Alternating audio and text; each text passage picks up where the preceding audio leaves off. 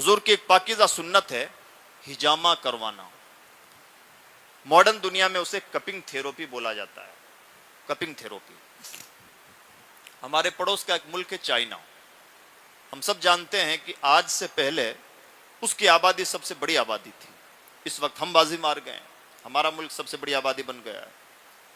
جہاں آبادی بڑی ہوتی ہے ظاہر سی بات ہے بیماریاں بھی زیادہ ہوں گی. چائنا اس بات کو لے کر پریشان تھا. چائنا والے الگ اینگل سے سوچتے ہیں, انہیں مسلسل ترقی چاہیے, نہ بیماری چاہیے, نہ پریشانی چاہیے, اور نہ غربت چاہیے. اور ترقی یافتہ لوگ ایسے ہی سوچتے ہیں.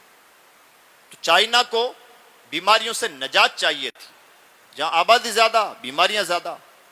ہاسپٹل بنانا بیماریوں کا علاج نہیں, بلکہ بیماریاں جہاں سے پیدا ہوں وہ جڑ کاٹ دینا بیماریوں کا اصلی علاج ہے. بے شک. سبحان. اور حضور پاک کی ایک اور حدیث سننے بیچ میں یاد آ گئی. فرماتے ہیں احتیاط آدھا علاج ہے. کیا شان ہے پیغمبر. سبحان اللہ. سبحان. احتیاط آدھا علاج ہے. ہضم کو اللہ کے رسول نے آدھا علاج کہا. تو چائنا کے سامنے چیلنج یہ تھا کہ بیمار ہونے سے اپنے لوگوں کو کیسے بچایا جائے. بہت ماتھا پچی کی, بہت دماغ سوزی کی.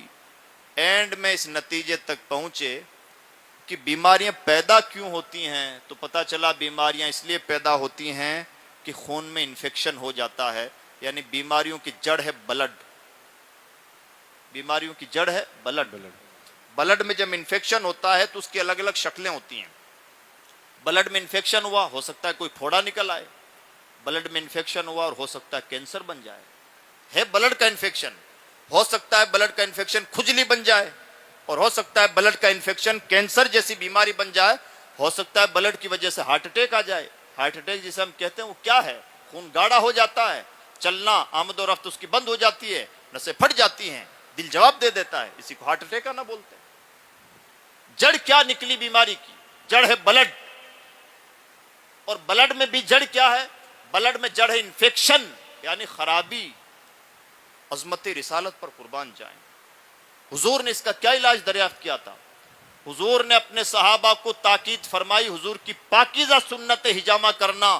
ہجامہ کا مطلب اپنے جسم سے خراب خون کو نکال لیا جائے.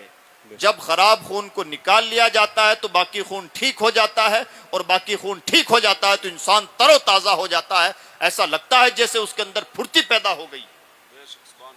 چائنا اس نتیجے پہ پہنچا ریسرچ کے بعد کہ بیماریاں جنم لیتی ہیں بلڈ انفیکشن کی وجہ سے, اور بلڈ انفیکشن کا علاج یہ ہے کہ خراب خون کو نکال لیا جائے. جیسے خراب خون نکلے گا باقی خون فریش ہو جائے گا, اور فریش ہوتے ہم تازہ دم. نتیجہ کیا نکلا؟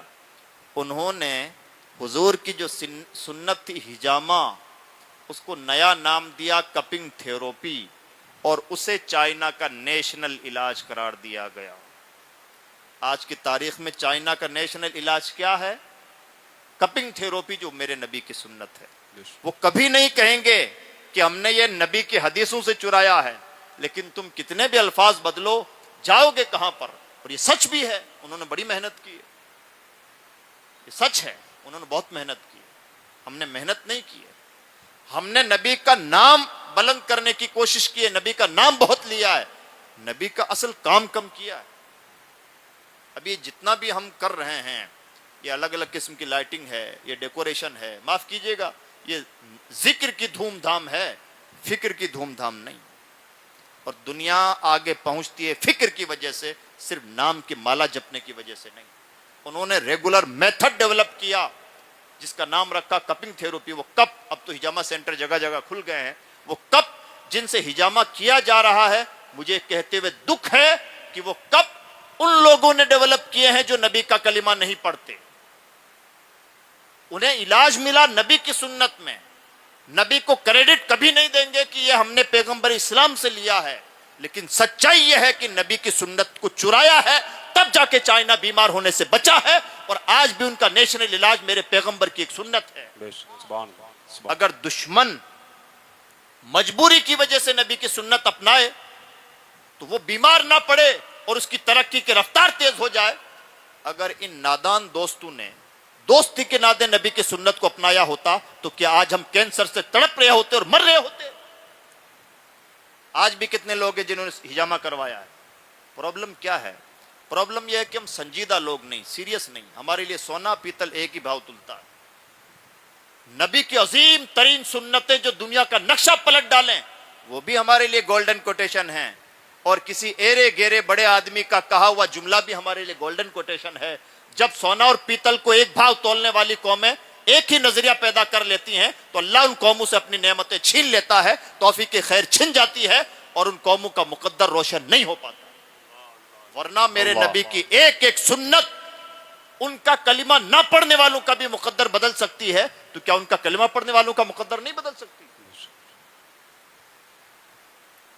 एक ही सुन्नत की बात नहीं, ऐसी कितनी ही सुन्नतें नजर आएंगी।